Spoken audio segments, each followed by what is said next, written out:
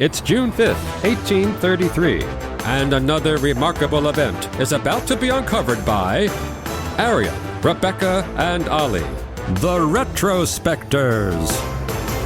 So it was today in history in 1833 that 17-year-old debutante Ada Lovelace attended a party at the house of 41-year-old mathematician Charles Babbage, and so charmed the host that he invited her and her mother, all above board, to come back for a demonstration of his newly constructed difference engine, a 2-foot-high hand-cranked contraption that is not only thought of as a precursor to the modern-day computer, but which also led Ada down a path to being regarded as the world's first computer programmer. Yeah, Ada was like a Netflix series protagonist that incels on Reddit would call too woke. She was both a glamorous debutante and a gifted scientific intellect, and she was the daughter of Lord Byron, as if that wasn't enough. But she had been invited to this shindig by one of her tutors, Mary Somerville. She was the preeminent female scientist of the era, obviously not a particularly competitive field. She was a brilliant mathematician, an astronomer, and a personal friend of Charles Babbage. So she invited Ada and her mother to come along. Her mother was also very intellectually gifted. And at first, Babbage seemed to have taken her as being kind of just a curious girl, and he was used to that because even the most educated people of the era were kind of struggling to pick up what this machine could actually be used for. It appeared to be a novelty, but they soon struck up a very lively correspondence about their shared passions that would last for 17 years. Yeah, for all of Ada's life. And, you know, when you say people struggled to understand what Babbage's difference engine was, that's because it hadn't been invented yet. I mean, this is an obvious point, but I mean, like, for us now, it's very easy to explain what it is. It was a calculator. That's what it was. He invented a calculator. But then the idea that a machine would be able to make reliable calculations with the turn of a handle felt so pie in the sky, never mind the new, broader idea that they were about to hatch together. We'll get onto that too. It took someone who had a deep interest in science and mathematics to kind of understand it. And Ada was that person. Although, as you say, I suppose what was unusual was that she was a woman and that person. There were lots of gentlemen of the era who were kind of generally curious and educated and well off, who would spend their time doing science as a sort of hobby. Because this was an era, we've talked about this before, where science was something gentlemen dabbled in. That's why someone like Babbage, who was a middle-aged Cambridge academic, was having a party with hundreds of invitees, because you just invite everyone who was of the right sort of class to come along and pitch in with their ideas, really, and that's how science was happening.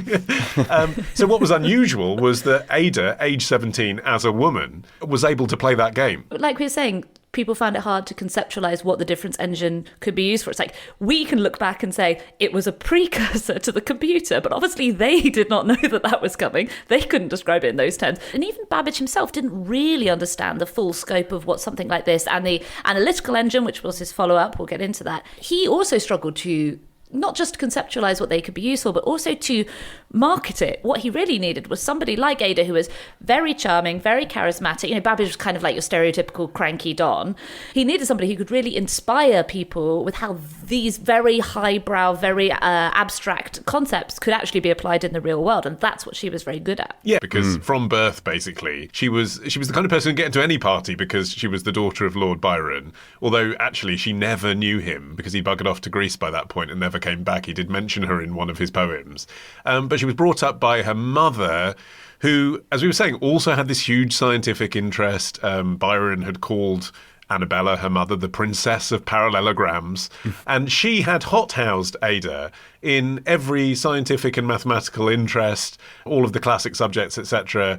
At the age of 12, she produced the design for a flying machine herself. You know, bear in mind that this is, 1828. So she had ambition, but she also was someone that men, educated men, would grant the time of day to. So through the course of their correspondence, Lovelace and Babbage began to engage with the latest idea that Babbage had about how his difference engine could be useful. And he called this thing the Analytical engine, this sort of future iteration of his device that would support a whole list of possible kinds of operations. And often he was good at figuring out very clever ways to implement those operations mechanically.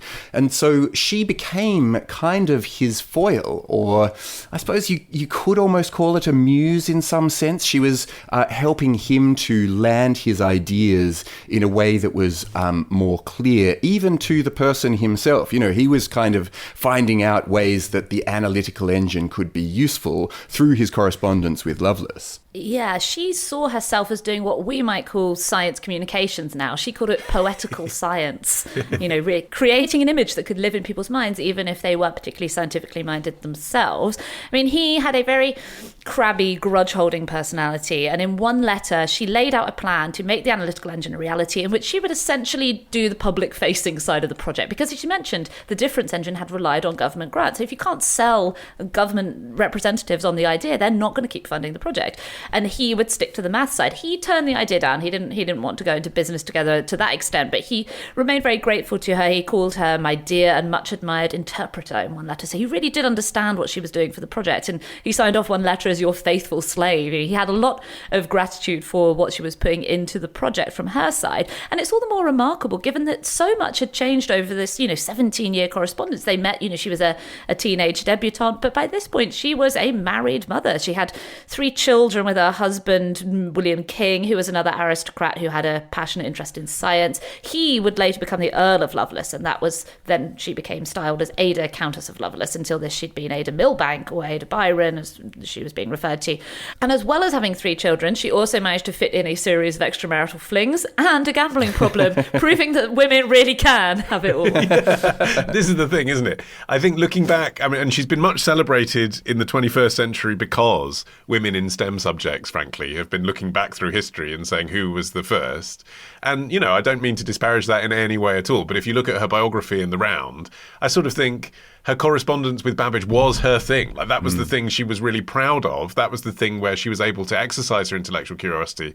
The rest of her life often left something to be desired. And so it came to 1841 when Babbage is trying to raise money, actually. That's what's happening for his analytic engine. He's got this new idea of what we would now call, I suppose, really a personal computer rather than a calculator. And he's trying to get money from the British government. The British government has said, what happened to the difference engine, mate? We gave you the money for that. So he's had to go to Italy to try and get some respect for the project there in the hope that then the Brits will be embarrassed. Oh, on the continent, they understand what Babbage is up to. We better support him financially. And so he goes and gives a lecture in Italy, in Turin. And that is written about in an academic journal in Switzerland in French. And who's the person to translate this into English? Well, of course, it's Jack of all trades, Ada, isn't it? Who speaks perfect French and says, I want to translate this for an English audience to explain what your lecture was about and explain what your analytic engine would be. But she doesn't just translate it. She takes it much further than that. Yes, exactly. So she was working really, really closely with Babbage, but often she was teasing out his ideas and expanding them to help make them comprehensible. But she also supplemented the article with her own extensive notes, which included a method for calculating Bernoulli numbers using the machine. And Bernoulli numbers are a sequence of rational numbers that have applications in various areas of mathematics, considered to be the first algorithm specifically tailored for implementation on a computer, which is the thing that makes Lovelace the first computer programmer. So she wasn't just trying to translate this thing from French to English, nor was she just trying to encourage Babbage to get his thoughts in order, but she was also adding her own thoughts to the project. Yeah, she also holds the distinction of inadvertently creating the first computer bug, because modern programmers who translated the algorithm into current programming languages discovered there is actually a small typo that would make it unusable in the original form in which it was printed. But I think this is the thing, like, her legacy is such a matter of debate, because to some she was, a significant practical innovator who influenced the computer. To others, she was just a very intelligent sideline figure whose gender, makes her a novelty for this period. And I think part of the thing that's so sort of, almost frustrating about the character that Lovelace has become is that you can see all this potential in not only what she was doing at the time, but what she could have done later. But unfortunately, at the age of 36, her health completely collapsed. I mean, she'd had problems with it for a long, long time. And eventually she developed cancer and died quite young. And I think that that's left a whole lot of unanswered questions about what her contribution to science and specifically computing could have been. Because there was this moment where Babbage wanted to develop a version of his machine that played tic-tac-toe, and she talked him out of it, realizing that or in her mind, thinking that would trivialize the stuff that they were trying to do together. And I don't know that was the right decision, because actually that's the sort of thing that can capture the public imagination. But at the same time, she was right in so many other ways about getting their message across, and I think ultimately her success in that department is the thing that could have gone much further and that was kind of deprived the world due to her early death. Yeah, she named Babbage the executor in her will. She'd fallen out with her husband pretty definitively by this point. They were very estranged by the time she died. So she obviously trusted him more than her own family to administer her estate by that point. Well, this does bring us to the question, doesn't it, of whether she saw him as a father figure, a mentor, or whether there was something spicy going on. He did say, "Come back and see my prototype." This was the etchings of its time. Right, exactly. Tomorrow. And they created volleyball, literally invented volleyball, and basketball. Yeah. Ditch the ads and get a Sunday episode when you join Club Retrospectors. Patreon.com/Retrospectors.